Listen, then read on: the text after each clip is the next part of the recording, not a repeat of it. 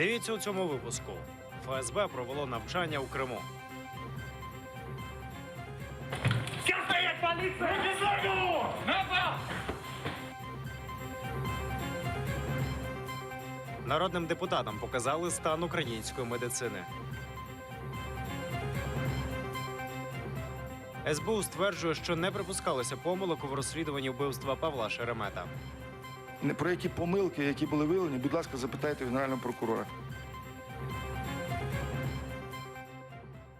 Доброго вечора. Час новин на телеканалі АТР. 25 травня, 1183-й день анексії Криму. Студія Скандер Меметов. У ДТП в Росії загинули українці. Мінівен з українськими номерами зіткнувся з вантажівкою неподалік Великого Новгороду. За попередньою інформацією Генконсульства України в Санкт-Петербурзі в аварії загинули 5 громадян України. Наразі інформація щодо жертв уточнюється. Міліція не реагувала на дії провокаторів під кримським парламентом 26 лютого 2014-го. Про це на 119-му засіданні окупаційного суду у справі Чийгоза заявив свідок захисту Іскандер Ахтемов. Також сьогодні свідчив Аріф Усманов, який розповів, що бачив на місці скупчення проросійських активістів пляшки з горілкою. Заступника голови Меджлісу Ахтема Чийгоза окупаційна прокуратура звинувачує в організації масових заворушень під Верховною Радою Криму 26 лютого 2014 року. Провокаторы, которые оскорбляли проукраинских митингующих, крымских татар. Свидетель обратился к сотрудникам милиции, они сказали, что у них есть распоряжение от руководства не вмешиваться. После этого он несколько раз был вынужден обратиться к офицеру, который руководил действиями сотрудников милиции. И только спустя некоторое время провокаторы были удалены. В целом милиция фактически не реагировала на провокативные действия пророссийских митингующих. ФСБ провели показові навчання в Криму. Окупаційна служба безпеки відпрацювала протидію захоплення бурової платформи «Чорноморнафтогазу». Цю платформу Росія окупувала разом із Кримом. Під час навчань окупанти задіяли гвинтокрили, спеціалізовані катери, позашляховики, відомі як «Каратель», та групу спецпризначенців. За легендою навчань, терористи захопили нафтогазову установку в морі. Я думаю, что это плановые учения, так как у нас установки являются повышенной опасности, то есть объекты повышенной опасности. И как бы структуры ФСБ отрабатывают непосредственно на, вы видите, этих объектах. Возможные провокации со стороны Украины, то есть были неоднократные посягательства, были облеты со стороны Украины, были и пароходы подходили, то есть, чтобы быть всегда наготове. Всіх українців, позбавлених волі з політичних мотивів, в Росії вважати політв'язнями, пропонують в Міністерстві питань тимчасово окупованих територій. Новий законопроект, в якому визначається поняття політичний в'язень, встановлює соціальну допомогу, 2 мінімальні зарплатні для них та їхніх родин. Ми запропонували просто орієнтовний перелік. Там соціальних пільг і відповідних виплат. Якщо протягом обговорення громадськість і фахівці дійдуть до висновку, що треба щось змінити, розширити або категорії там уточнити, то ми, звичайно, все це зберемо. Ну, мы, наверное, будем предлагать, чтобы это были доверенные лица заключенных. Скажем, человек через своего адвоката сообщает, что у него доверенное лицо такое-то. Это нотариально оформляется, что он доверенный человек такой-то, и ему будет выплачиваться здесь. Мы очень давно просили, чтобы данный закон был принят, чтобы статус политзаключенного был официально узаконен, чтобы действительно социальные льготы были применены в плане реабилитации, в плане трудоустройства, в плане медицинского обслуживания. ЗНО 2017...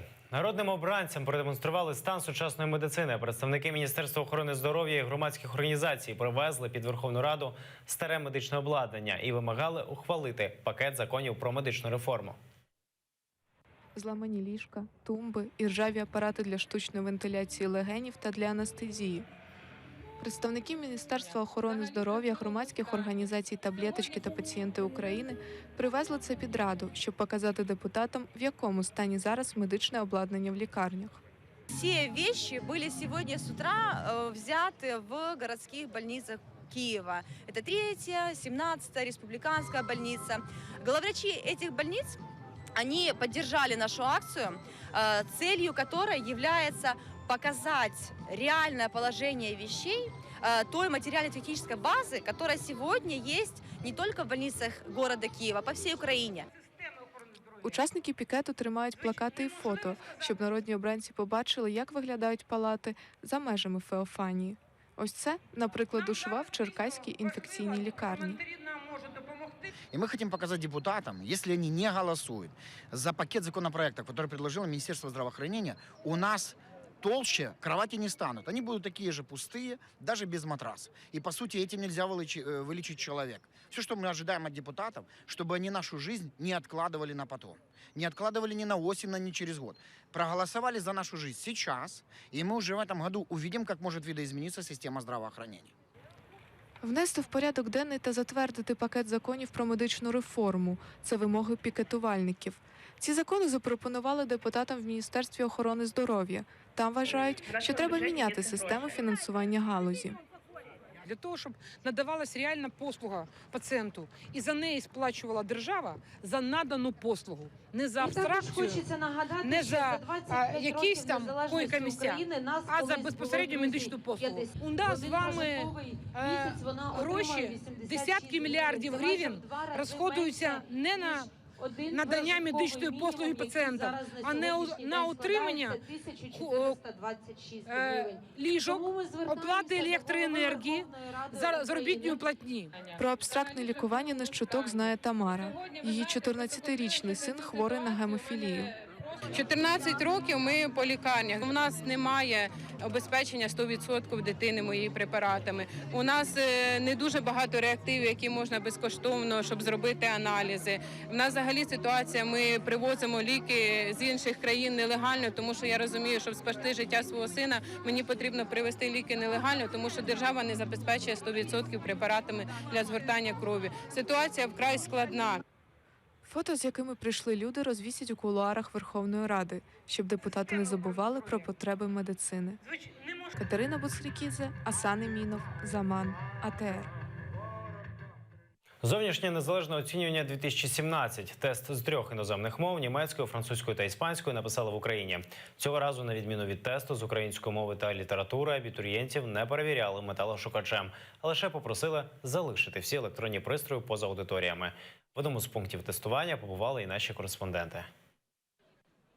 Ці абітурієнти чекають кінця тестування, щоб забрати свої тестові зошити. Артем з Білої Церкви. Він приїхав до Києва, щоб скласти ЗНО з французької мови. Я взагалі відмінник. Для мене було важливо. Взагалі ми так розсідали, там кожного своє персональне місце і номер зазначений. Цього року можна, мені здається, було списати трохи. Мені страшно більше списувати, я ще більше перехвилювався і було б ще гірше. Тетяна Бондарук – вчителька Артема. Вона приїхала підтримати своїх учнів. А чому з Білої Церкви в Київ? Справа в тому, що всього з Білої Церкви зовнішнє незалежне оцінювання з французької мови складає тільки 8 дітей. Розумієте, це великі матеріальні затрати для самого пункту тестування, щоб організувати, і для 8 дітей. Тому, звичайно, зручніше приїхати в Київ, скласти його таким чином. Мій святий обов'язок в першу чергу приїхати, проконтролювати процес, як вони зайдуть до аудиторії, підтримати дітей в першу чергу. Після того, як ЗНО закінчилося, абітурієнти повернулися до аудиторії, щоб забрати свої тестові зошити. Самі бланки відповідей, відповідальні за пункти тестування, запаковують в коробки, щоб відправити на перевірку. Валерія та Ольга одразу після ЗНО звіряють відповіді між собою. Офіційні результати вони отримують не пізніше 19 червня. Дарина Іванютенко, Тарас Чубак, Заман, АТР. Арсен Аваков незадоволений рішенням суду щодо затриманих вчора податківців. Печерський районний суд Києва вже звільнив з-під варти 5 затриманих, декому обрали запобіжний захід у вигляді застави, декому особисте зобов'язання. Вчора військові прокурори та співробітники МВС провели 454 обшуки в 15 областях України і затримали 23 діючих і колишніх керівників податкової служби. Мы такого не понимаем и понять не можем. Я очень рассчитываю, что сегодняшнее заседание суда по ключевым фигурантам этого дела будут значительно более объективны. Если этого не будет происходить, мы будем садиться вместе с генеральным прокурором и думать о каких-то других реакциях. Как мне объяснять офицерам, как их мотивировать? И то же самое, а зачем же мы ругаемся на прокуроров? Если они сделали потрясающую работу, действительно тяжелейшая работа. И вот такая теперь финальная стадия. Помилок СБУ у справі вбивства Шеремета не було. Про це заявив глава Служби безпеки Василь Грицак. Напередодні генеральний прокурор України Юрій Луценко визнав, що слідство припустилося помилки, не вилучивши один з найважливіших відеозаписів з місця вбивства Павла Шеремета. Група журналістів провела власне розслідування вбивства Шеремета, і їм вдалося знайти більше відеоматеріалів, а також важливого свідка у цій справі. Я не знаю, що мав на увазі Генеральний прокурор України, але ми мали зустрічі як з громадськими активістами, так і з керівництвом Національної поліції і Генеральної прокуратури. На цій зустрічі було присутньо 3 громадських керівників, журналістів-розслідувальників, скажімо так, перший заступник Генерального прокурора і керівник Національної поліції. На пряме запитання, що ми зробили не так, чи ми передали хоч один матеріал з якимись спотвореннями, виправленнями, витертий, там, без змісту, там, чи не, що там щось було, якісь сліди роботи Служби безпеки.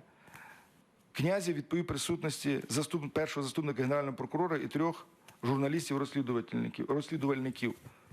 Серед яких була і Севгіль Мусаєва. Ні. Тому про які помилки, які були виявлені, будь ласка, запитайте Генерального прокурора. 20 липня минулого року журналіст Павло Шеремет загинув у центрі Києва в результаті вибуху автомобіля. За ці 10 місяців поліція не знайшла ані виконавців, ані замовників вбивства. У центрі Києва роздавали Коран. Асоціація мусульман України видала переклад смислів священної книги українською. Вони сподіваються, що так українцям буде простіше розуміти тих, хто вірить в Аллаха. Лоток з ісламською літературою з'явився на Хрещатику біля входу в метро. Мы предоставляем, то есть, следующую литературу, с которой они могут ознакомиться. Вот видите, такая малоформатная есть, допустим, коротко. Человек может в метро, едя домой, прочитать такую, допустим, открытку. Там. Перехожим Асоціація мусульман України пропонувала взяти Коран українською мовою. Донесение, ознакомление украинцев с этим посланием.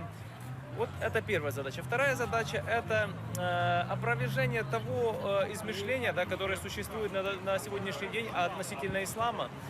То есть показать, что на самом деле то, как его представляют, он таким не является. Я просто поцікавилася, хочу знати, що це таке. Ну, я чула так, що не вчить вбивати, що це релігія спокійна, мирна і все. Але що там написано, я почитаю. Я хочу сам почитати і подивитися. Я не взяв його не тому, що я змінив свою віру, але я хочу познайомитись з тим, що проповідує Коран. Не з уст будь-якої людини, а з тої самої книги. За годину зі столу забрали 40 книг. Мусульманську літературу асоціація роздає вже 3 роки. Олексій Шандра, Оксана Гуцол, Заман, АТР. Це всі новини на цю годину. Дивіться наступний випуск «Заман» кримсько-татарською з Мавілем Охтаровою за 45 хвилин. Ефір продовжує програма «Бугун». Ілона Довгонь говоритиме з програмним директором фестивалю Children Kino Fest 2017 Іллею Дядиком. Підписуйтеся на телеканал АТР на нашому сайті та будьте з нами. Ваша підтримка важлива для нас. Гарного вечора.